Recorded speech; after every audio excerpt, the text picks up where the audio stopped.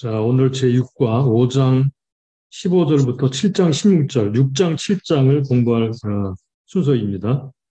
관찰을 먼저 해야 되겠죠? 자, 관찰을 핵심 단어를 중심으로 관찰을 해나가도록 하겠습니다.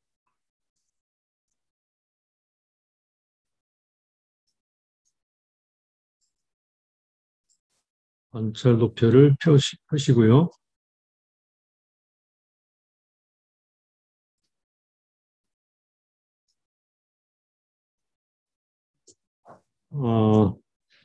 오늘은 15장 하반절부터가 이제 하는 순서거든요. 하반절. 저희가 고난을 받을 때 여기부터입니다. 받을 때 나를 간절히 구하여 이르기를. 여기 구한다라는 말이 나오죠. 자, 구한다. 구한다라는 말하고 부르다, 부르짖다라는 말을 같이 하겠습니다. 의미상 비슷한 말이기 때문에 여기 이르기를이라는 말은 원문엔 이르기라는 말이 없습니다. 나중에 해석할 때 이걸 자세하게 보도록 하겠습니다. 저희가 고난을 받을 때 나를 간절히 구하여 구한다 그랬죠. 자, 이 구한다라는 말이 어디에 나오는지를 보면요. 부르짖다라는 말과 함께 보겠습니다. 이 6장, 7장이 이렇게 대조로 되어 있다는 것을 볼 수 있는데 7장 7절로 먼저 가볼까요? 7장 7절. 저희가 다 화덕같이 뜨거워져서 재판장들을 삼키며 그 왕들을 다 엎드러지게 하며 저희 중에는 대개 부르짖는 자가 하나도 없다 그랬죠. 고난받을 때 하나님을 간절히 구한다 그랬는데 아직은 여기 부르짖는 자가 없습니다. 그리고 11절에 보면 또 이렇게 말하죠. 에브라임은 어리석은 비둘기같이 지혜가 없어서 애굽을 향하여 부르짖으며 애굽을 향하여 부르짖는다 그랬죠. 7절은 하나님께 부르짖는 자가 하나도 없고 11절에서는 애굽을 향해서 부르짖으며 아수르로 가는도다 그랬습니다. 그리고 14절에 가보면요. 성심으로 나를 부르지 아니하였으며 여기도 부르지 않았다 그랬죠. 그리고 오직 침상에서 슬피 부르짖으며 대조죠, 그죠? 여기 보시면 성심으로 나를 부르지는 않으면서 침상에 슬피 부르짖었다. 이거 대조입니다. 자, 이게 무슨 뜻인지를 해석할 때 보도록 하겠습니다. 이렇게 하나님께 고난받으면 돌아온다라고 했는데 6장, 7장에 보면 그들은 하나님께 돌아오지 않고 부르짖지 않은 상태로 있습니다. 나중에 고난받으면 돌아오게 되겠죠. 그 다음에 우리가 대관할 때 본 단어인데 돌아가자라는 말 6장 1절에 보겠습니다. 오라 우리가 여호와께 돌아가자. 오라 우리가 여호와께로 돌아가자. 이거는 1절 이하 요 말이 누가 하는 말인지를 연구를 하게 될 거예요. 지금은 일단은 관찰만 하도록 하죠. 우리가 여호와께로 돌아가자. 여호와께서 우리를 찢으셨으나 도로 낫게 하실 것이요 우리를 찢었으나 싸매어 주실 것이니라. 여호와께서 이틀 후에 우리를 살리시며 제3일에 우리를 일으키시리니 우리가 그 앞에서 살리라. 이렇게 되겠습니다. 돌아가자. 그런데 7장 10절로 가보면요. 이렇게 나옵니다. 7장 10절. 이스라엘의 교만은 그 얼굴의 증거가 되나니 저희가 이 모든 일을 당하여도 그 하나님 여호와께로 여기 돌아오지 아니하며 돌아오지 않는다 그랬죠. 돌아가자 그랬는데 10절에 7장 10절에 돌아오지 않고 있습니다. 16절을 볼까요? 7장 16절. 저희가 돌아오나 여기 대조죠. 높으신 자에게로 돌아오지 아니하며 돌아오지만 하나님께로 돌아오지 않고 속이는 활같이 돼버렸다 그랬죠. 네, 이게 시작과 끝이 이렇게 대조로 돼 있어요. 그 다음에 알다라는 말이 나오죠. 알다. 안다는 말이 핵심 단어라고 그랬죠. 자, 대관할 때 보았는데 한번 확인해 보도록 하겠습니다. 6장 3절. 6장 3절.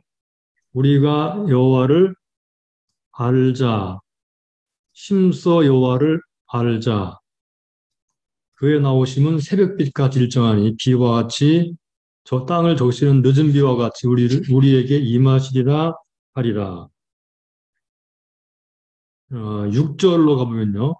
나는 인애를 원하고 제사를 원치 아니하며 하나님 아는 것을 원하노라. 하나님 아는 것. 예, 여기 아트 엘로힘이죠. 하나님 아는 것. 하나님을 아는 지식. 하나님을 아는 것을 원한다.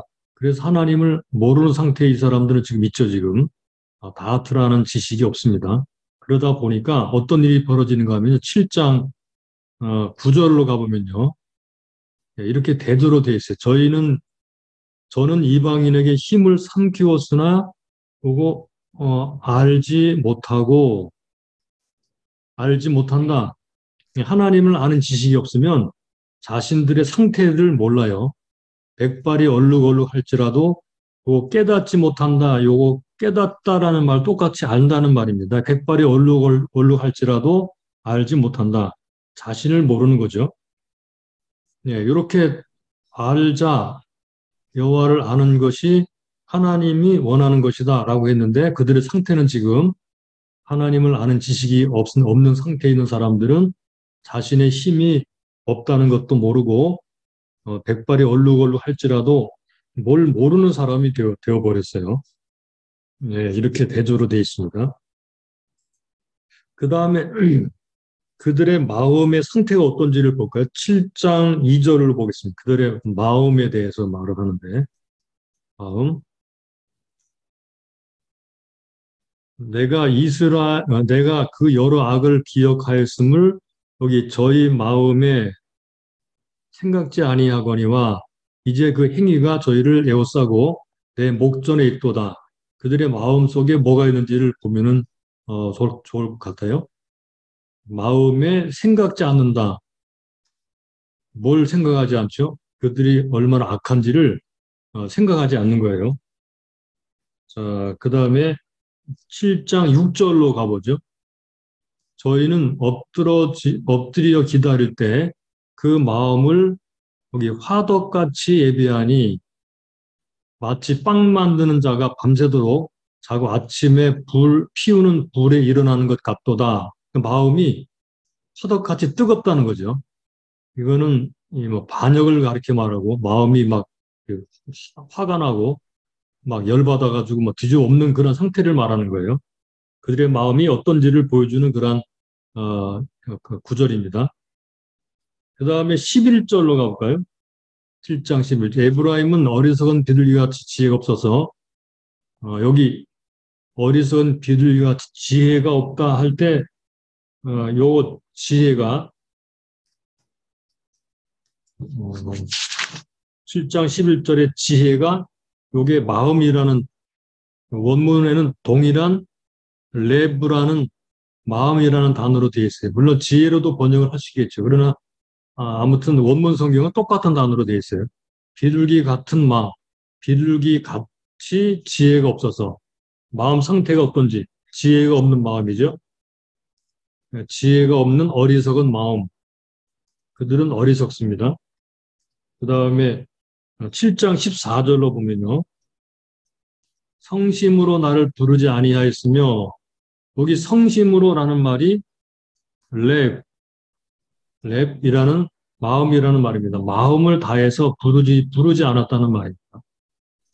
그러니까 겉으로는 부르는데 사실은 딴 생각하고 있는 거죠. 그래서 딴 생각하는 모습이 바로 부르지 아니하였으며 오직 뭐 하고 있느냐 침상에 슬피 부르짖는다. 성심으로 하나님 부르는 게 아니고 심상에서 뭔가 모자라서 뭐랄까요? 이 속에서 막 속상해가지고 한이 맺혀서 그렇게 부르짖는 거죠. 곡식과 새 포도주를 인하여 모이며 나를 거역하는 거라. 이게 부르짖는 사람들의 상태예요. 그래서 이 사람들의 마음이 어디에 가 있는가 하는 것을 볼 수가 있어요. 이제 나중에 해석을 할 때 한 달러씩 한 달러씩 읽어가면서 하면은 좀 도움이 될 것 같아요. 시간상 다 읽을 수는 없고요. 자, 그러면 핵심 단어는 이 정도로 하고 넘어가고요. 핵심 단어를 여기서 같이 해버리죠. 자, 한 가지를 더 하겠습니다. 예, 이게 중요한 건데 비유를 할 때 하지 말고 여기서 그냥 하는 것도 괜찮을 것 같습니다. 지기와 은유를 통해서 이 사람들의 모습을 묘사해 놓은 구절들이 몇 개가 나오거든요. 한번 같이 볼까요? 자, 그게 4절, 6장 4절. 에브라임아 내가 내게 어떻게 하랴? 유다야 내가 내게 어떻게 하랴? 너의 이내가 아침 구름이나 쉬 없어지는 이슬 같도다. 거기 아침 구름이나 쉬 없어지는 이슬 같도다 그랬죠. 그리고 이내가 그랬죠. 이내가. 그리고 이내라는 말이 핵심 단어라고 그랬죠. 이내라는 말을 개관할 때 표시했는데 두 번 여기 6장에 두 번 나오죠. 여기 6절에도 나는 이내를 원하고 제사를 원치 아니하며 번제보다 하나님 아는 것을 원하노라 그랬죠. 자, 4절에 다시 돌아가서 그들의 인애가 아침 구름이나 쉬 없어지는 이슬 같다 그랬어요. 얼마나 허망한지를 보여주죠. 그 다음에 7장으로 넘어가서 4절. 7장 4 저희가 다 가늠하는 자라 빵 만드는 자에게 달궈진 화덕 같도다. 달궈진 화덕. 예, 그들을 비유하기를 달구어진 화덕 같다라고 비유해서 저가 반죽을 뭉침으로 발교되기까지만 불 일으키기를 그칠 뿐이니라. 자, 그 다음에 8절로 가보죠. 에브라임이 열방에 혼잡되니 저는 곧 뒤집지 않은 전병이로다. 혼잡되니 혼합되었다는 거죠. 그래서 한쪽은 타버리고 한쪽은 설익은 그러한 모습. 그게 혼잡의 모습인데 그 결과 저는 이방인에게 그 힘이 삼키어서는 알지 못하고 백발이 얼룩얼룩 할지라도 깨닫지 못한다 그랬어요. 뒤집지 않은 전병. 그 다음에 11절로 가보면요.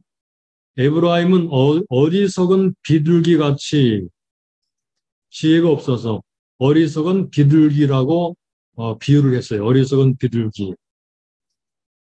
네, 이렇게 크게 네 가지, 하나 더 있네요. 16절을 하나 볼까요? 저희가 돌아오나 높으신 자에게로 돌아오지 아니하니 속이는 활 같으며 속이는 활 같으며 네, 이렇게 다섯 가지로 이내는 아침 구름이나 쉬 없은 이슬 같고 그 다음에 달궈진 화덕 같고 그리고 7장 8절에 뒤집지 않은 전병이고 11절에 어리석은 비둘기 같고 그 다음에 16절에 속이는 활 같다 그랬습니다. 요게 오늘 공부하려고 하는 핵심 비유 내용입니다. 우리가 그 처음 개관을 시작할 때 이런 비유들을 주목해 보는 것이 중요하다고 그랬죠.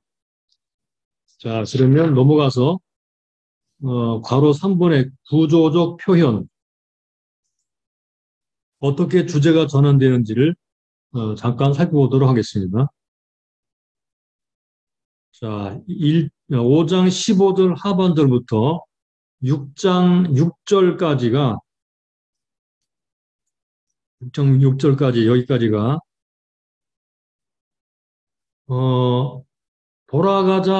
돌아가자 하면서 이제 그렇게 했지만 그들은 어때요? 인애가, 이게 충성스러운 사랑이죠. 언약에 충성하는 사랑. 그런데 이들의 충성스러운 사랑이 얼마나 허망한 것인가를 보여주죠. 아침 구름이나 쉬 없어진 이슬 같도다. 하나님께로 돌아가자. 여호와를 힘써 알자라고 했는데 그들은 그들의 인애가 헤세드가 아주 허망합니다. 얼마나 허망하냐? 여기 그 다음에 7절에 나온 얘기인데 아담처럼 언약을 어겼다 그랬죠. 그래서 요거는 다음 단락으로 넘어가고 하나님은 인애가 허망한 사람들에게 말씀합니다. 나는 인애를 원하고 제사를 원치 아니하며 언제보다 하나님 아는 것을 원하노라 이렇게 말씀하죠. 그래서 여기까지가 진실되지 않은 회개.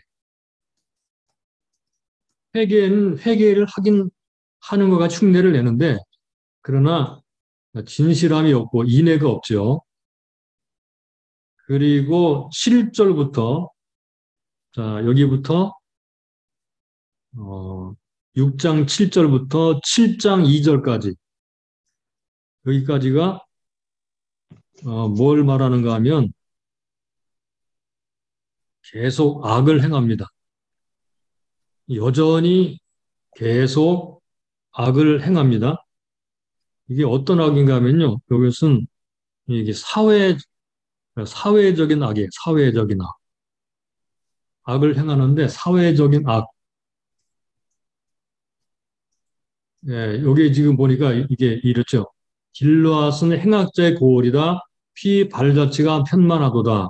강도떼가 사람을 기다린 같이 제사장의 무리가 세겜길에서 살인하니 저희가 사악을 행하였는 강도떼, 피 발자취, 살인, 제사장 무리가 살인한다 그랬죠.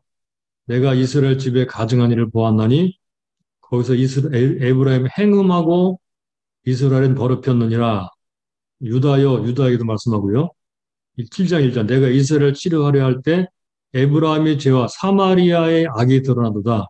저희는 괴사를 행하며 안으로 들어가 도적질하고 밖으로 떼지어 노략질하며 내가 그 여러 악을 기억하였음을 저희가 마음에 생각지 아니하거니와 이제 그 행위가 저희를 에워싸고 내 목전에 있도다. 그래서 사회적인 악, 도적질, 살인, 괴사, 피발자취 이렇게 사회적으로 얼마나 악한지를 말하고 있죠. 그리고 7장 3절부터 7장 3절부터 7절까지 여기까지는 이 정치에 대한 얘기인데 국내 정치, 국내 정치에 대한 이야기를 하고 있어요.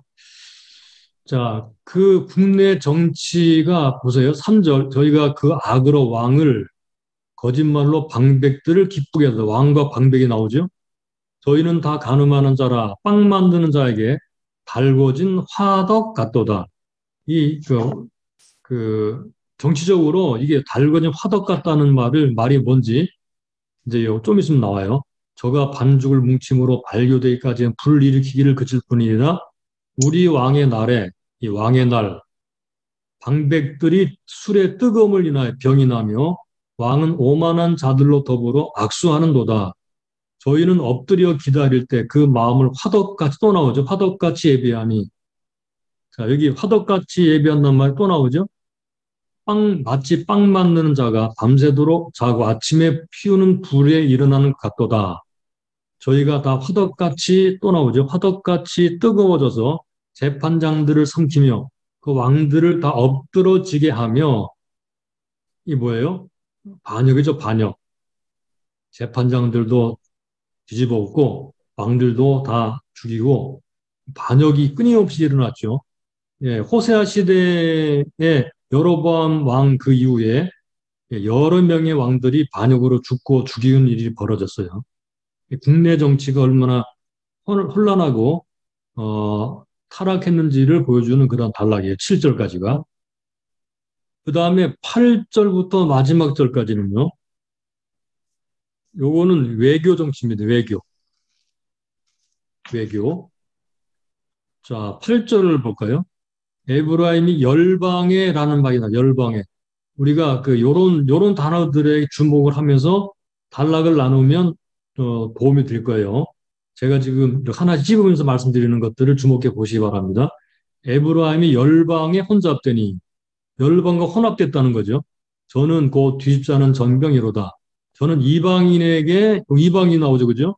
이방인과의 관계 그 이미 삼키어서 알지 못하고 백발이 얼룩할지라도 깨닫지 못하도다. 이스라엘의 교만은 그 얼굴의 증거가 되나니 저희가 이 모든 일을 당하여도 그 하나님 여호와께로 돌아오지 아니하며 구하지 아니하는도다. 네, 여기 구한다는 말이 아까 하나 표시를 서질 않았네요. 구한다. 네, 거기다 표시해 두시기 바랍니다. 구한다.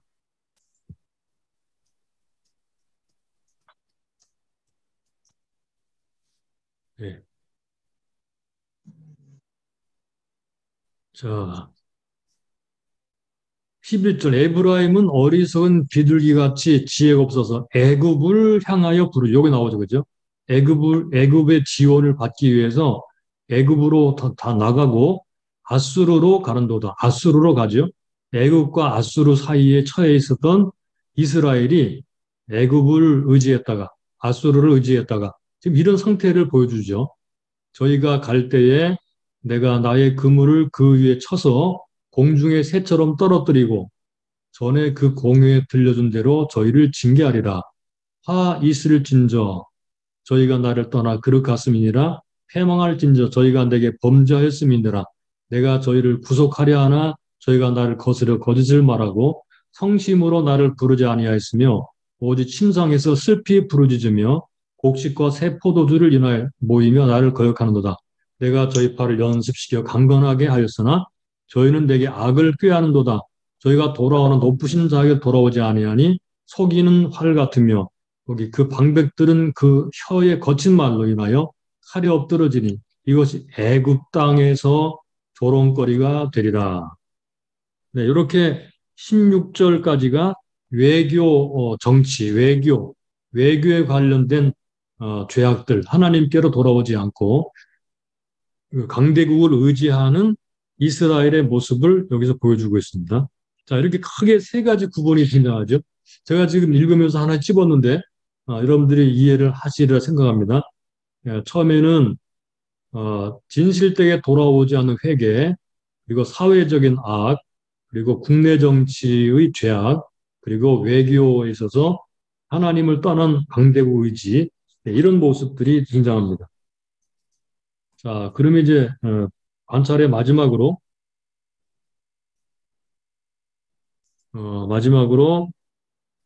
자, 우리가 단락 제목, 반원 제목을 정해 보겠습니다.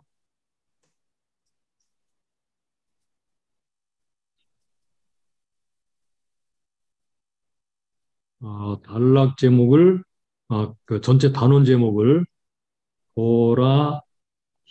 돌아오지 않는 회개. 회개는 돌아오는 거죠, 그죠? 근데 돌아오지 않으면서 회개한다고 하는 것은 얼마나 모순된 거예요. 지금 이스라엘의 모습이 그렇다는 말입니다. 5장 15절 하반절에서부터 6장 6절까지 이 부분은 인애와 지식이 없는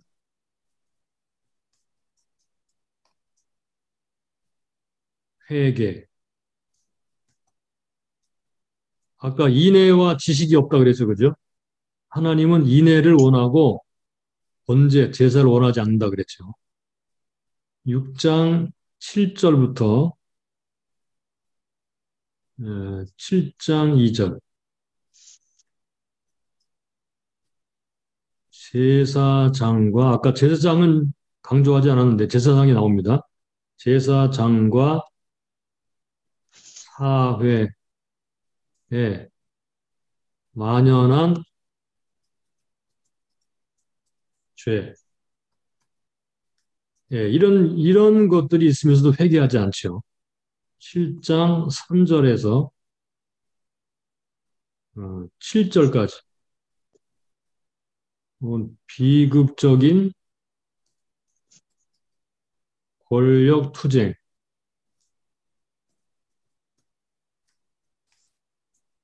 예, 권력 투쟁이라 그랬죠. 그 다음에 7장 8절에서 16절. 그거는 하나님을 의지하지 않는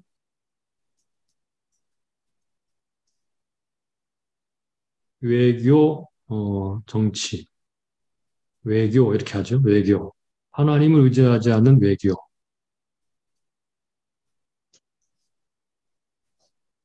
자, 이것들 단락을 우리가 잘 구분하면 앞으로 연구할 방향이 정해집니다. 첫째는 인애와 지식이 없는 요거, 진실하지 않는 회개죠. 회개. 회개가 어떻게 잘못되었는가를 말하고 있어요.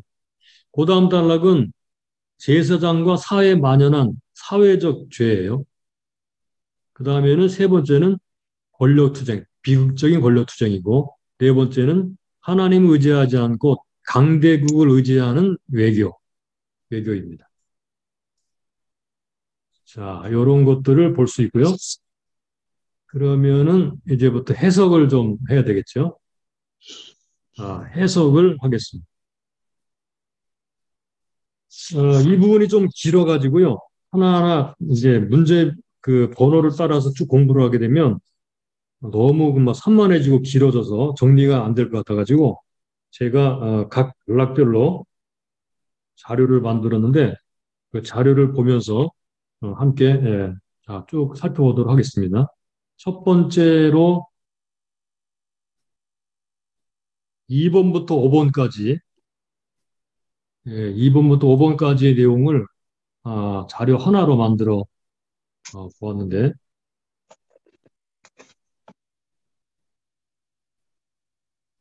자 그러면 하나님이 아까 우리가 단락을 제목을 정할 때 진실하지 않는 회개라고 말을 했죠, 그죠? 그러면 하나님이 원하시는 회개가 어떤 것인가? 일단은 이제 본문을 좀 해석을 해보도록 하죠.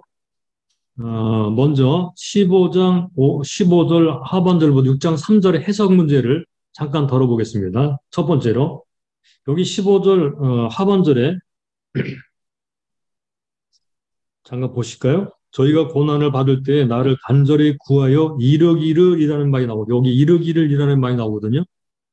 이르기를 그런데 요 이르기를이라는 말은 원문 성경에는 없어요. 요 말은 70인경에서 온 것입니다. 70인경. 예. 자, 이 말이 있을 때와 없을 때가 의미가 달라지는데 이르기를이라는 말이 있을 때는 6장 1절로 3절이 즉 오라 우리가 여호와께 돌아가자 뭐 이런 말이 있죠. 그죠?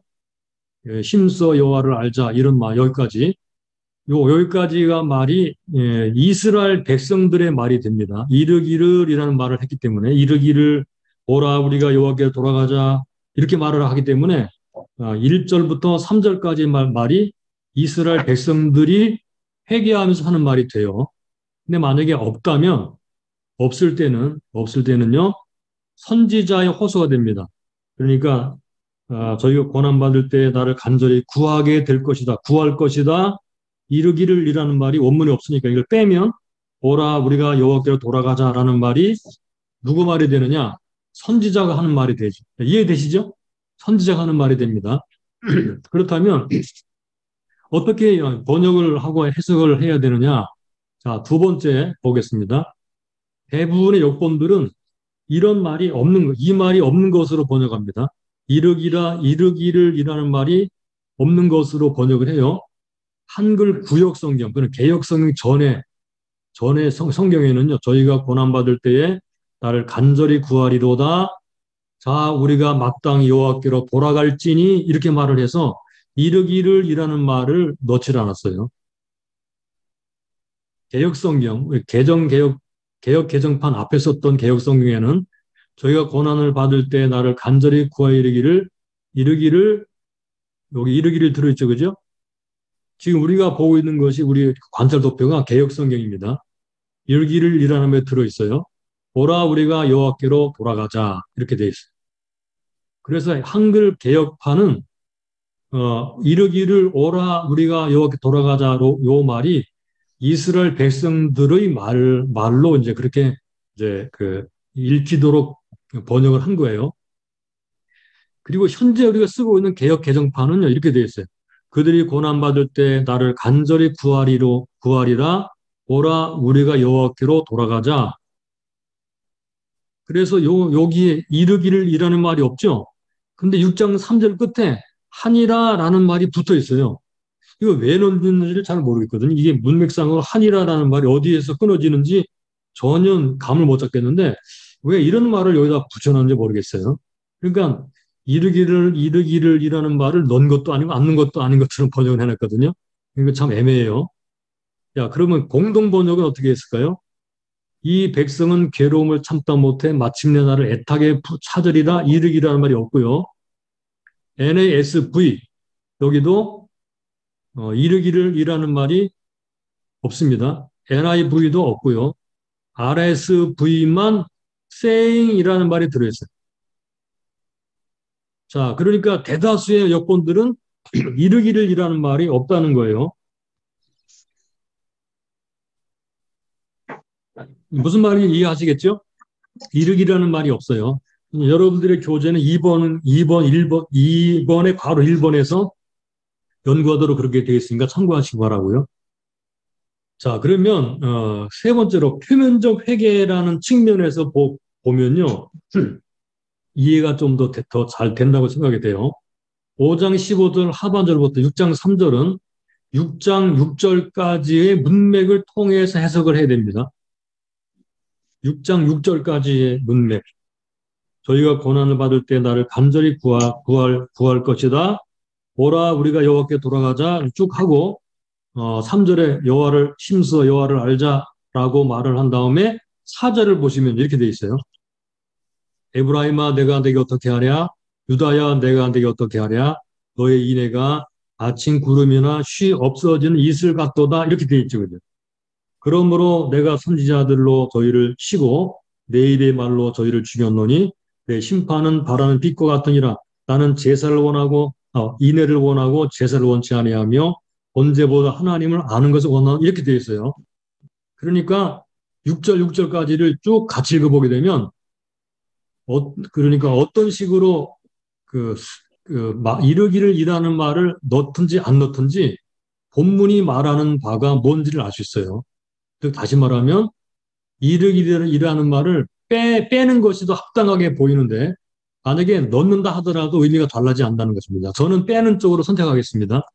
그러나 아무튼 간에 이 본문이 가지고 있는 의미는 6절까지 의미는 이런 것입니다.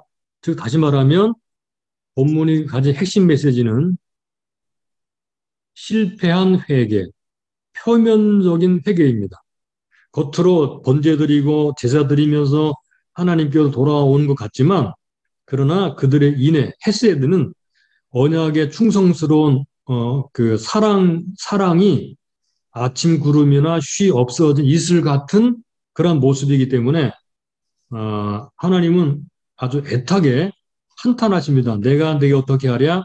유다야 내가 내게 어떻게 하랴? 그러면서 나는 인애를 원하고 제사를 원치 아니하며 번제보다 하나님을 아는 것을 원한다 이렇게 말씀하신 거예요.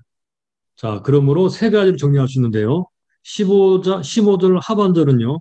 고난을 받게 되면 회개하게 될 것이다 라고 말합니다. 고난은 백성들을 회개하게 할 것이다. 두 번째로 선지자는 백성들은 고난받음 회개하게 될 것이고요. 선지자는 고난당하는 백성들에게 회개를 촉구하고 하나님의 약속을 제시하고 있습니다. 그러니까 선지자로 보았으니까 뭘로 본 거예요? 수행이 없다. 이르기라는 말이 없다는 것으로 본 거예요. 선지자는 고난당하는 백성들에게 회개를 촉구하고 하나님께서 약속하신다는 것을 제시합니다.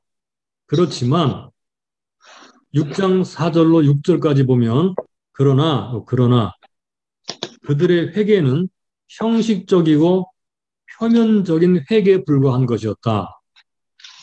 진실된 인애와 하나님을 아는 지식이 빠진 흉내만 내는 회개였다. 흉내만 내는 회개. 그러니까 뭐 번제 드리고 제사 드리고 그러게 했지만 그러나 마음이 없는 이 헤세드가 없는 하나님을 아는 지식이 없는 그런 회개다 그런 말이죠. 자, 이렇게 해석을 우리가 이 세행이 없느냐 있느냐를 보면서 문맥을 따라 이렇게 해석하는 거예요. 해석을 여러분 주목하시기 바랍니다. 그러니까 표면적 회개 하나님이 기뻐하지 않죠. 자, 그래서 하나님은 헤세드가 없는 회개에 대해서 실망하시는데 헤세드가 빠진 회개.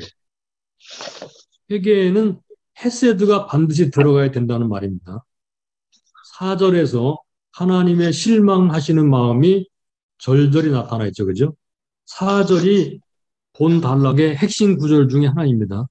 이게 지금 키아즘으로 되어 있는데 이 키아즘의 가장 가운데 구절이 4절이라는 말이에요. 에브라임아 내가 내게 어떻게 하랴? 유다야 내가 내게 어떻게 하랴? 너의 인애가 아침 구름이나 쉬 없어지는 이슬 같도다. 하나님이 그들의 회개, 헤세드 없는 회개를 보시면서 엄청 실망하시고 낙담하시 한탄하시는 그런 말씀이 마음이 여기에 들어있죠. 그래서 그들의 회개는 인애가 없는 회개입니다. 인애가 빠진 회개, 헤세드가 없는 회개입니다. 자, 조금 설명을 해놓았는데 잠깐 보시면 그들의 인애가 흉내만 내는 거죠. 아침 구름이나 쉬 없어진 이슬 같았다. 아침 구름이 있다가 사라지고 이슬도 해가 뜨면 사라지죠. 이렇게 가볍고 정처 없는 것이었다는 거죠. 그들의 약속과 그들의 마음은 해가 뜨면 금방 사라지는 안개구름 같은 것이었다. 이번에는 뭔가 있겠구나 하고 생각하지만 그냥 말로만 끝나는 것들이었다. 그들의 헤세드, 언약적 사랑, 헤세드는 언약적 사랑, 언약에 근거한 충성스러운 사랑, 이것은 하나님을 향한 것만이 아니라 이웃을 향한 것, 하나님과 이웃을 향한 것도 포함되는 게 헤세드거든요. 하나님을 아는 지식은 이게 중요하죠. 하나님을 아는 지식은 인애로 표현되는 것이다. 그래서 지식과 인애가 이게 이 수레바퀴처럼 이렇게 두 개가 같이 있어야 돌아가는 거, 앞으로 나가게 되는 거예요. 하나님을 아는 지식은 인애로 표현되는 것이다. 어, 태양이 뜨면 쉬 사라진 아침 안개와 같은 구름과 이슬같이 오래 지속되지 못했다. 그들의 회개는 그랬다는 거죠. 순간적이고 감정적이었다. 지속적이지 못했다. 감정적이고 지속적이 못했다. 헤세드는 인내를 요구하는데 그들은 그렇지 못했고 헤세드는 믿음을 요구하는데 여기 인내와 믿음을 요구하는데 그렇지 못했고 통회하는 마음을 원하시는데 그들은 제사로 대신했고 하나님을 알기를 원하고 하나님께 돌아오기를 원했지만 하나님께 하나님에 대한 바른 인식, 충성하려는 헤세드가 없었다. 그래서 오래가지 못하고 형식에 그쳤고요. 거룩한 열심이 결여되어 있었고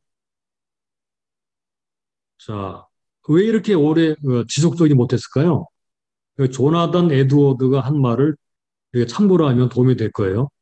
사람을 바쁘게 만드는 거 열정이다. 열정이다. 사람들을 움직이게 만드는 것도 열정이다. 탐심이라는 열정, 야망이라는 열정, 감각적 즐거움을 추구하게 하는 열정, 세상적 열정이 여기 세상적 활동의 원천이듯이 신앙적, 여기 신앙적 열정은 신앙적 활동의 원천이다. 그랬어요. 신앙적 열정. 그래서 우리 마음에 부어주시는 성령의 거룩한 열정이 없다면 하나님이 원하신 헤세드와 지식에 도달할 수 없다. 예, 우리가 주목해야 될 게 이것입니다. 우리 마음에 부어주시는 성령의 거룩한 열정, 성령이 부어주신 거룩한 열정이 있어야 된다는 거예요. 그래야 헤세드와 지식에 도달할 수 있게 되고요. 하나님이 기뻐하시는 회개가 일어난다 그 말입니다. 그러므로 이렇게 회개가 진실되지 않으면 어떤 일이 벌어지나요? 심판을 피할 수가 없게 됩니다. 5절에. 그러므로 내가 선지자들로 저희를 치고 내 입의 말로 저희를 죽였노니 내 심판은 바라는 빛과 같으니라 그랬죠. 자, 그러면 하나님이 원하시는 것은 무엇인가요? 네. 하나님이 원하시는 회개 6절입니다. 나는 인애를 원하고 제사를 원치 아니하며 번제보다 하나님을 아는 것을 원하노라. 이러한 하나님의 마음을 하나님께 나가는 사람들은 이해를 해야 될 것입니다. 하나님의 마음, 하나님이 뭘 원하시는가? 종교인들은 하나님 마음 이해하려고 하지 않죠. 자신이 만족하는 것을 취하게 되죠. 하나님이 만족하는 것보다는 자신이 만족하는 것. 이게 종교인들의 모습입니다. 하나님이 원하시는 것은 인애와 헤세드와 하나님을 아는 지식입니다. 그래서 제사라는 것은, 즉 예배라는 것은 인애와 지식을 표현하는 것이 예배이기 때문에 인애와 지식이 없는 제사는 헛것입니다. 예배의 내용을 담는 그릇이 예배는 내용을 담는 그릇입니다. 그 그릇만 드렸지 내용은 없었죠. 이게 하나님을 속이는 거예요. 그래서 하나님은 탄식하십니다. 내가 너희를 어떻게 하면 좋으냐 이렇게 막. 자, 우리는 그릇만 치장하고 있지 않은 돌아보고 외식하는 자가 아닌지 위선자들이 아닌지 예수님의 책망을 한번 생각해 보면 좋겠습니다. 자, 하나님은 그래서 중심을 보십니다. 우리의 중심이 헤세드와 하나님 아는 지식으로 채워져 있느냐 하는 것을 보신다는 말씀이죠. 이것이 하나님 원하는 것입니다.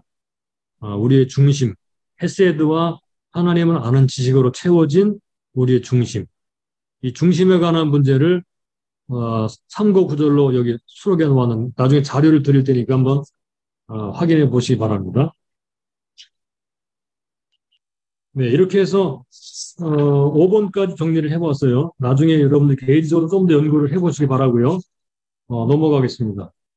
6번으로 가겠습니다. 6번.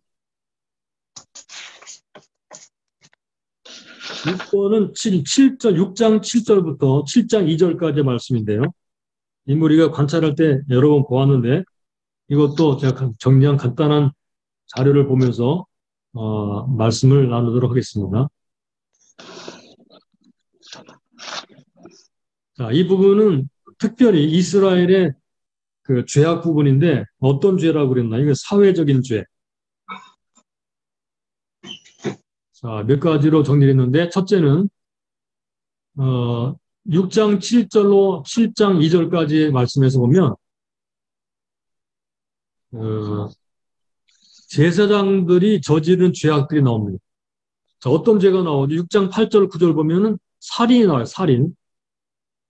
강도 떼가 사람을 기다림 같이 제사장의 무리가 세겜에 살인하며 비인간적 행위를 했습니다.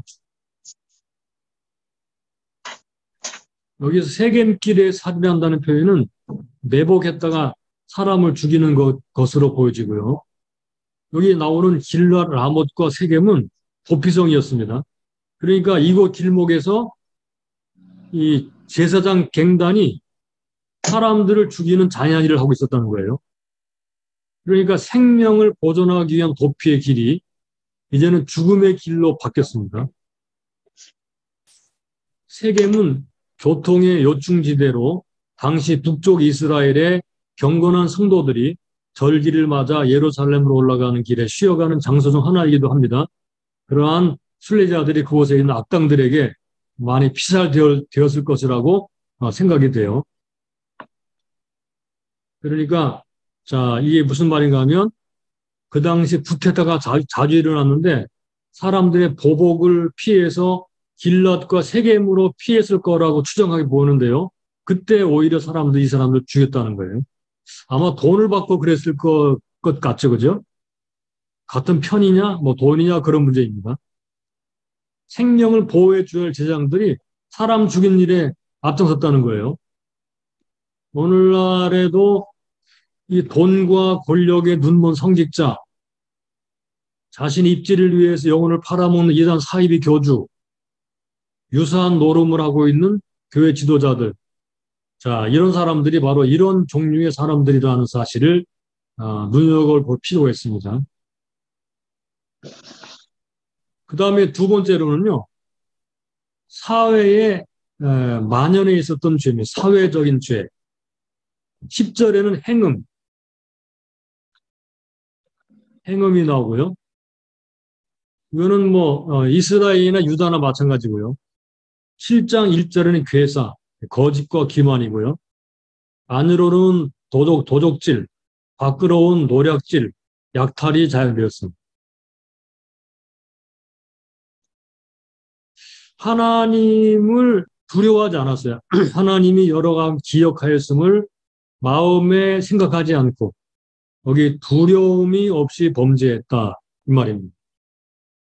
그러니까 다시 말하면 하나님 없이 살고 있었다라는 말이죠. 하나님 없이 살고 있었다. 종교는 있으나 하나님은 없다 이 말입니다. 요거 우리가 주목해 보아야 될 문제 아니에요? 오늘날도 교회는 있으나 하나님 없다. 기독교는 있지만 하나님은 없다. 그럴 수 있죠. 그죠? 사회 전체가 죄가 만연되어 있으면 죄의식이 사라집니다. 집단적인 죄에 빠지죠. 지금 정치적으로 하는 일들 보시면 그런 거 아니겠어요? 그죠? 자, 우리는 여기서 하나님을 두려워하고 하나님이 우리가 죄를 짓고 있다는 것을 보고 계신다라는 것을 꼭 기억을 해야 될 것입니다. 그 결과가 무엇인가요? 네, 하나님의 심판입니다. 하나님의 심판. 6장 10절에 내가 이스라엘 집에 가증한 일을 보았다 그랬죠. 보셨다라는 말은 드러났다 그러는 말입니다. 하나님이 보셨다. 7장 1절에 하나님이 치료하려 하실 때에 에브라임의 죄와 사마리아의 악이 드러났다. 2절에 내가 여러 악을 기억하였다. 그들의 행위가 하나님 목전에 있다 그 말이죠. 그래서 하나님은 하나님의 백성들에게 심판자로 묘사가 되십니다. 심판자. 자, 우리는 이 사회적 악, 제사장들의 죄악을 기록한 이 단락에서 믿는 사람들의 마음에서 또 헤세드와 다트가 없어지면 그 자리에 뭐가 들어오느냐? 반역, 온갖 죄악들이 자리를 차지합니다. 이때 회개하고 돌이키지 아니하면 징계와 심판을 피할 수가 없습니다. 하나님의 징계와 심판이 없는 자들은 하나님의 참 자녀가 아닙니다. 우리가 기억을 하면 좋겠습니다. 우리 마음속에 헤세드와 다트, 인애와 하나님을 아는 지식이 사라지게 되면 그 자리에 반역, 하나님께 대한 반역, 교회에 대한 반역, 뭐 등등 온갖 반역과 죄악들이 들어오게 되고 자리를 차지하게 됩니다. 그때 돌아오라 회개를 촉구하신 하나님의 음성을 듣고 돌아오지 않게 된다면 마침내는 하나님의 징계와 심판을 모면할 수가 없다는 말씀입니다.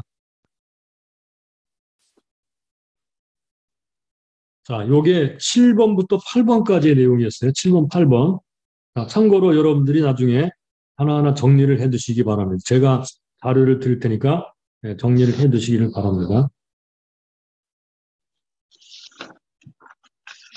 그 다음에 10번으로 넘어가겠습니다. 10번.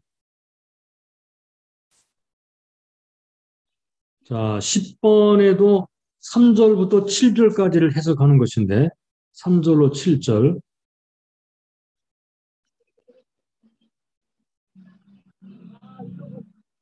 이것도 자료를 만들었으니까 함께 보도록 하시죠. 3절부터 7절까지에 대해서 표준 세번역으로 한번 읽어보겠습니다. 그럼 훨씬 읽는 맛이 있어요. 우리말 개혁 개정이나 개혁판은 좀 딱딱하게 산문식으로 번역이 되어 있는데 표준 세번역은 시로 번역이 되어 있어요. 시가 맞죠, 그죠? 그 시니까. 자, 3절 왕들을 갈아치울 자들이 악한 음모를 품고서도 겉으로는 왕을 기쁘게 하며 온갖 기만으로 대신들을 속여 즐겁게 한다. 예, 3절이 그렇게 되어 있어요. 저희가 그 악으로 왕을 거짓으로 방백들을 기쁘게 하도다. 이게 기만으로 대신들 속에 즐게 하는 거죠. 음모, 욕심을 품고서 겉으로는 왕을 기쁘게 하고 이 반역자들이 어떤 모습으로 있는가를 보여주고 있어요. 4절. 그들은 성욕이 달아오른 자들이다. 그들은 화덕처럼 달아있다. 빵 굽는 이가 가루를 반죽해 놓고서 반죽의 발효될 때를 제외하고는 늘 달궈 놓은 화덕과 같다. 드디어 우리 왕의 잔칫날이 되면 대신들은 술에 만취되어 골아떨어지고 왕은 거만한 자들의 무리들과 손을 잡는다. 새 왕을 세우려는 자들의 마음은 빵 굽는 화덕처럼 달아오르고, 그래서 여기 화덕처럼 달아오르다 이 말은 이게 그 반역입니다. 반역하는 마음이에요. 그들은 음모를 품고 왕에게 접근한다. 밤새 그들의 열정을 부풀리고 있다가 아침에 맹렬하게 불꽃을 피워올린다. 그들은 모두 빵 굽는 화덕처럼 뜨거워져서 반역이죠. 그들의 통치자들을 죽인다. 이렇게 왕들이 하나하나 죽어가는데도 어느 누구도 나 주에게 여호와에게 호소하지 않는다 이렇게 돼 있어요. 상당히 실감나게 번역되어 있죠, 그죠? 여러분들이 이거 읽으실 때 표준 세번역 같은 실어 번역된 거를 읽으시면 훨씬 더 실감나게 읽을 수 있습니다. 우리가 주목해야 될 것은 바로 이 달궈진 화덕입니다. 자, 이게 무슨 의미인가? 절정에 오른 욕망, 욕심, 권력욕, 무력, 성욕이 다 상징적으로 포함되는 내용이에요. 특별히 달궈진 화덕은 자신의 욕망 때문에 환장한 사람들의 모습, 특별히 본문에는 권력욕, 권력욕에 대해서 강조해서 말하고 있는 그런 비유입니다. 이스라엘은 달궈진 화덕 같아서 왕들과 재판장들을 계속 죽였죠. 자, 여기 보시면요. BC 746년부터 732년경까지 14년, 15년 요 사이에 걸쳐 북왕국 이스라엘에서는 피비린내나는 권력투쟁이 있었습니다. 여로보암 2세, 이게 굉장히 나라가 부강했던 때죠. 여로보암 2세가 죽고 난 뒤에 스가랴 왕이 6개월, 살룸에게 죽임을 당하고 살룸이 한 달 동안 왕노릇하고 또 문하임에게 죽임을 당하고 문하임이 10년 통치, 문하임의 아들 부가이아가 왕이 이어가지만 2년간 베가에게 살해당하고 베가가 20년을 통치하다가 마지막 왕인 호세아의 반란으로 죽습니다. 끊임없이 반역이 일어난다는 말이죠. 그래서 9년을 치리하다가 아수르에게 멸망을 당했습니다. 여로보암 2세 이후 6왕이 일어나는데 그중에 4번의 반역을 통해 정권 교체가 일어납니다. 여섯 왕 중에 4번. 문자 그대로 혁명과 반혁명의 연속이었습니다. 본문이 말하는 대로 그 모습을 보면 자, 여기 3, 4절에는요. 아부가 일어나고 아부가 있고 이의 관계에 따라서 줄을 바꿔 탑니다. 줄을. 그리고 5절에는 술잔치가 벌어지고 6절에는 음모가 나타나고 음모, 7절은 살해가 있고 이런 식으로 끊임없는 그런 일들이 반역들이 일어나고 이스라엘이 뭐 점점 망가지게 되죠. 이게 나라가 망할 때 모습입니다. 대부분 어느 나라나 이렇게 내부에서 다 무너집니다. 이렇게. 자, 그런데 우리가 생각해야 될 부분은 바로 이 부분입니다. 권력 싸움은 정치인들 사이에서 일어나는 것만이 아니고 권력 싸움은 가정, 직장, 교회, 사회 전반적인 부분에 일어나죠. 특별히 지도 계층에 일어나는 권력 투쟁을 묘사하고 있지만 우리는 교회 내에서의 권력 투쟁에 대해 적용합니다. 교회 내에서의 권력 투쟁. 저는 이런 거 많이 경험해 봤거든요. 여러분도 어떤지 모르겠어요. 목사와 장로 간의 권력 투쟁, 노예와 총회 간의 권력 투쟁, 기독교 단체 안에서 선교사들끼리 권력 투쟁, 음모가 진행되다가 순식간에 때려잡기도 하고 은밀히 압력을 넣기도 하고 고사시키기도 합니다. 하도 온갖 일들이 사실은 교회 안에서 다 일어나죠. 뭐 알만한 사람은 다 압니다. 하나님이 이것을 어떻게 보고 계실까요? 자, 이게 바로 7절에 나오는 건데 7절 보실까요?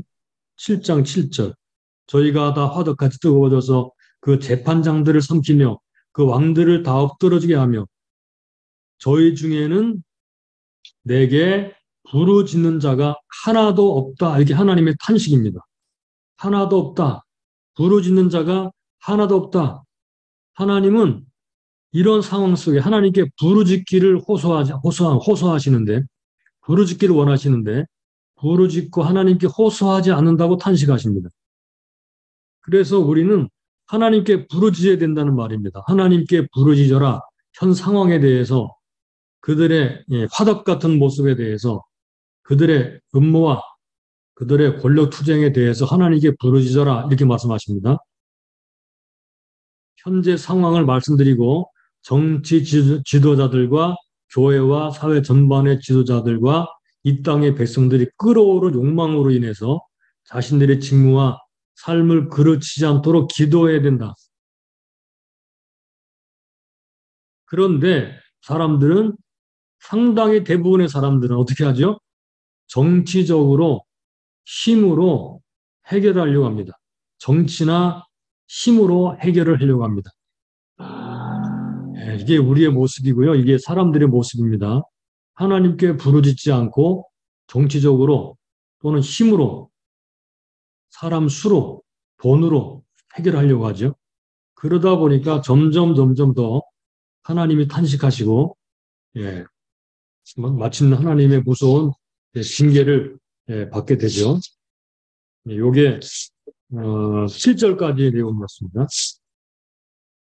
자, 그럼 이제 마지막 단락 보겠습니다.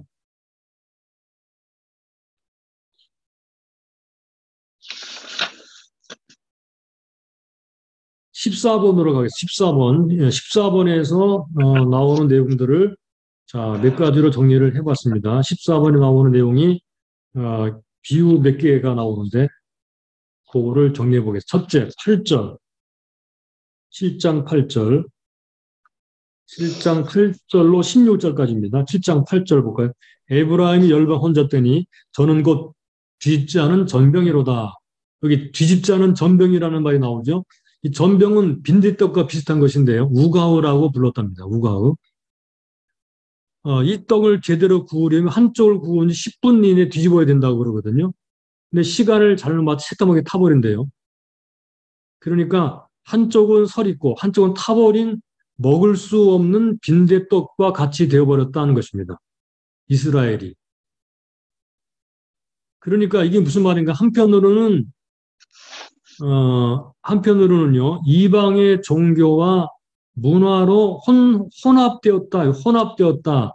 그 쓸모없게 되어버렸다라는 말입니다.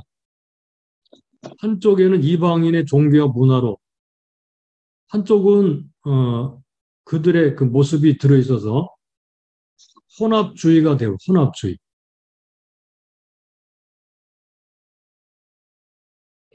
자, 혼합주의가 얼마나 하나님이 싫어하시는 것인가를 알아야 될 거예요. 8절과 9절은요, 이방인과 혼합된 모습. 뭐 제사를 드린다고 했지만 그러나 뭐 그거는 흉내만 내는 것이었고 다른 한쪽으로는 이방 종교와 문화를 받아들여서 이게 이방 종교인지 여호와의 종교인지 알아볼 수 없을 만큼 그렇게 되면 이거 완전히 이건 타락이고 이방 우상화된 거죠. 그래서 더 이상 그들은 여기 자, 이 말을 주목해 주시기 바랍니다. 더 이상 구별된 백성이 아니었다. 맛과 빛을 잃어버린 백성이 되었다라는 말입니다. 힘의 근원은 하나님이시건만 백발의 노인처럼 힘을 다 잃어버렸는데도 깨닫지 못한다라고 탄식하시는 거예요. 그게 바로 9절에 보시면요. 저는 이방인에게 그 힘이 삼키웠으나 힘의 근원은 누구죠? 하나님이시잖아요. 그죠? 근데 힘이 이방인을 삼켜버렸어요. 누구처럼? 삼손처럼이에요. 그런데 그들이 백발이 얼룩얼룩 한 그런 그 노인처럼 힘을 다 잃어버렸는데도 깨닫지 못한다고 탄식하십니다. 자, 그러면 잠깐 볼까요? 맛을 잃어버린 하나님의 백성, 힘을 잃어버린 하나님의 백성, 그 이유는 무엇인가? 그리고 힘을 잃어버린 백성, 맛을 잃어버린 백성, 그렇게 된 이유가 뭐냐? 요거 아주 중요합니다. 이유가 뭐냐? 바로 혼잡되어 있기 때문입니다. 혼합주의는, 혼합주의는 그리스도인의 능력을 뺏어갑니다. 그리스도인의 능력을 빼앗아가는 것은 혼합주의입니다. 혼합주의, 인본주의, 세속주의, 혼합주의, 자유주의 신학이 그리스도의 능력과 아름다운 맛과 힘을 빼앗아갑니다. 그리스도인은 구별된 삶을 살아야 합니다. 교회는 거룩해야 합니다. 신약이나 구약이나 하나님께서는 진정한 힘의 근원이시라고 말씀하시죠. 힘의 근원은 하나님이시다. 그래서 잠잠히 하나님 의지하는 것이 힘이라 그랬거든요. 경건의 모양은 있으나 경건의 능력을 부인하는 시대. 사람들에게 돌아서라라고 하나님 말씀하십니다. 자, 마지막으로 여기 기억하십시다. 거룩은 힘이다. 삼손이 혼잡되었을 때 힘을 잃어버렸습니다.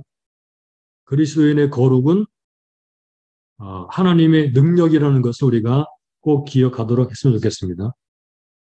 여기 백발이 얼룩얼룩할지라도라는 말을 잠깐 보면요. 9절에 노인같이 많은 경륜이 있을지라도 영안이 어두워서 깨닫지 못한다라고 김유 박사는 해석했고, 죽을 날이 얼마 남지 않은 것도 모른다. 표준 3번이 이렇게 있고요. 나이가 먹은 것을 깨닫지 못한 노인처럼 나라가 곧 멸망을 깨닫지 못한 비케시 주소 이렇게 해석했어요.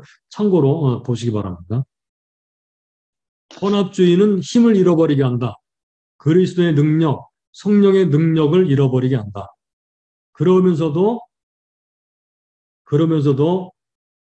힘을 다 빼앗기고도 스스로 교만해져서 하나님을 의지하지 않는다라는 말입니다. 이게 참 그렇죠. 많은 사람들이 이렇게 생각합니다. 그 힘을 다 잃어버렸어요. 그리스도의 능력을 다 잃어버렸는데도 자기가 힘 있는 거 착각하고 있어요. 기독교가 힘을 다 잃어버려요. 왜? 혼잡되어 있기 때문에. 교회가 힘을 잃어버렸어요. 왜? 뭐 수만 또는 뭐 여러 가지 재정이라든가 뭐 많은 부분이 커졌고 능력 있게 보이지만 그러나 혼합되어 있으면 힘을 잃어버린다는 것을 모르고 힘이 있는 줄 알고 있죠. 자, 이것도 생각해야 될 것입니다. 11절로 가보겠습니다. 11절. 에브라임은 어리석은 비둘기 같이 지혜가 없어서. 여기 지혜라는 말은 레브, 마음이라는 말인데요. 판단력을 잃어버린 비둘기. 비둘기는 단순한 동물이라고 합니다. 어리석은 비둘기들은 두 가지 바보스러운 짓을 잘 범하는데 사람들이 쳐놓은 그물에 거의 백발백중 걸려든다는 것이고요. 또 한 가지는 타고난 근시양성 때문에 새끼를 잃어버린 경우가 많다는 거예요. 그러니까 눈앞에 있는 먹이의 마음이 뺏겨가지고 그거 쫓다가 더 중요한 것들 잃어버린다는 거예요. 이게 바로 그 당시에 이스라엘 백성들의 자신의 목적 이익 때문에 상황 전체를 보지 못하고 방황하고 있었던 모습을 묘사하는 그런 말입니다. 어리석은 비둘기가 지혜가 없다는 말이에요. 이스라엘 백성들은요, 어리석은 비둘기같이 외교 정책을 잘못하고 있었는데 아슬아슬하게 줄타기 외교를 하게 되면 그들이 뭔가를 이익을 얻을 줄 알았어요. 그런데 망했죠. 세속적 지혜로 문제 해결하는 어리석음을 변하고 범하게 됐습니다. 문제 해결책은 뭐예요? 자, 해결책은 하나님을 의지하는 것. 하나님을 떠나지 말고 하나님을 의지하는 것이었습니다. 살 길은 하나님께로 돌아오는 것이었어요. 그런데 그들은 어땠죠? 성심으로, 즉 마음으로 하나님을 부르지 아니하였으며 침상에 슬피 부르짖으며 곡식과 새 포도주를 인하여 모이며 그랬어요. 그러니까 여기 그 침상에서 슬피 부르짖는다라는 말은요. 하나님께 전심으로 하나님을 찾지 않고 요 궁핍함으로 인해서 울부짖는다 그런 말입니다. 궁핍함으로 인해서. 관심은 어디에 있어요? 배에 있는 거죠. 하나님께 있는 게 아니죠. 침상에서의 부르짖음과 곡식과 새 포도주를 인해서 모임을 이방인의 풍속으로 해석한 경우를 우리가 보면 그렇게 이해할 수 있습니다. 여기 슬피 부르짖다라는 말, 옐렐루라는 말인데 비둘기가 배고플 때는 우리 우는 소리라고 합니다. 옐렐루. 그러니까 하나님께 부르짖는 것보다는 뭔가 없어서 부르짖는 모습, 어리석게도 근시안적으로 멀리 내다보지 못하고 하나님을 떠난 모습, 이게 비둘기 모습입니다. 그 다음에 마지막으로 16절, 저희가 돌아오나 높으신 자에게 돌아오지 아니하며 속이는 활 같으며, 속이는 활 같다 그랬죠? 속이는 활 같다. 이게 바로 우리가 말을 할 때 많이 쓰는 어, 죄에 대한 죄에 대한 모습이죠.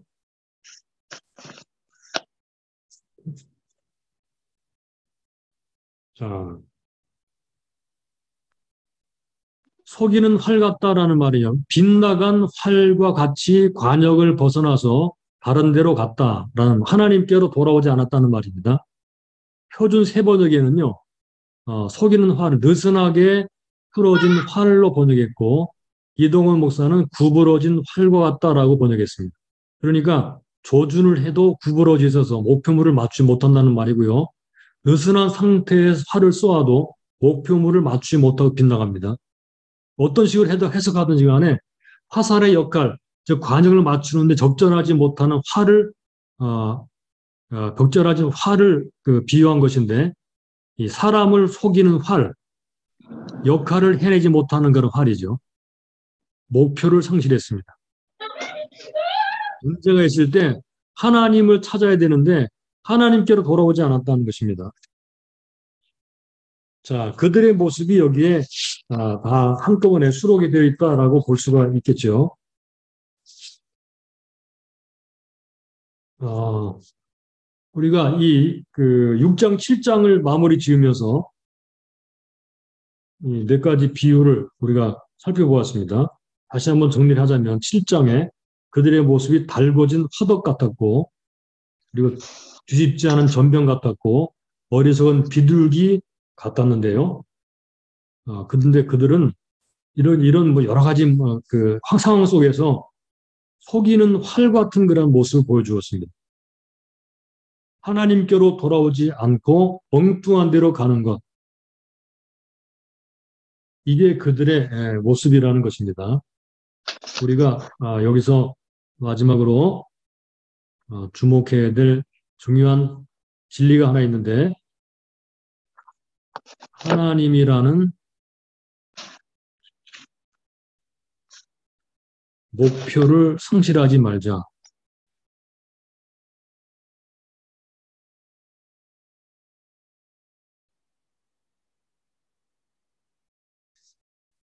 예, 우리의 목표는 하나님 자신입니다. 하나님 자신. 그러니까 하나님이 주신 뭐 그 어떤 것, 하나님이 주신 그 어떤 것이 아니고 하나님 자신이라는 것입니다. 이게 우리가 목표를 이게 상실하지 말고 살아야 하나님이 주신 것에 빠져버리거나 다른 것을 목표로 삼고 우왕좌왕하거나 하지 않게 됩니다. 하나님이라는 목표를 우리가 꼭 마음에 품고 그 목표를 향해서 사도 바울이 빌립보 3장에 말했던 것처럼 하나님이 부르신 부름을 향해서 하나님을 향해 그리스도를 향해 계속 앞으로 전진해 나갈 수 있게 되기를 바라고요. 그러면서 우리가 가져야 되는 중요한 마음의 그 내용이 있죠, 그죠? 6장, 7장에서 말하는 중요한 내용, 예, 이인의 헤세드, 인애와 지식, 요거는 다트죠. 다트 엘로힘. 하나님을 아는 지식. 네, 요 두 가지. 하나님이라는 목표를 상실하지 않고 달려나가는 사람들에게 반드시 있는 중요한 두 가지 덕목 또는 내용, 헤세드와 다트입니다. 자, 우리가 특별히 목회자들이 어떤 목표를 하나님 혹은 예수 그리스도라는 데 주지 않고 교회, 어떤 그런 사역, 이것도 중요한 내용이긴 하지만 그러나 그 자체가 만약에 목표가 되게 되면 우리가 지금 6장, 7장에 나타났던 여러 가지 죄의 이 속임수에 걸려들 가능성을 항상 가지고 있다는 것을 염두에 둬야 될 것 같아요. 그러므로 우리가 하나님이라는 목표를 상실하지 말고 하나님을 향해서 달려나가면서 하나님이 기뻐하시는 인애와 지식으로 무장하게 되면 하나님께서 우리를 신이 인도하셔서 하나님이 기뻐하신 일을 이루시리라고 믿습니다.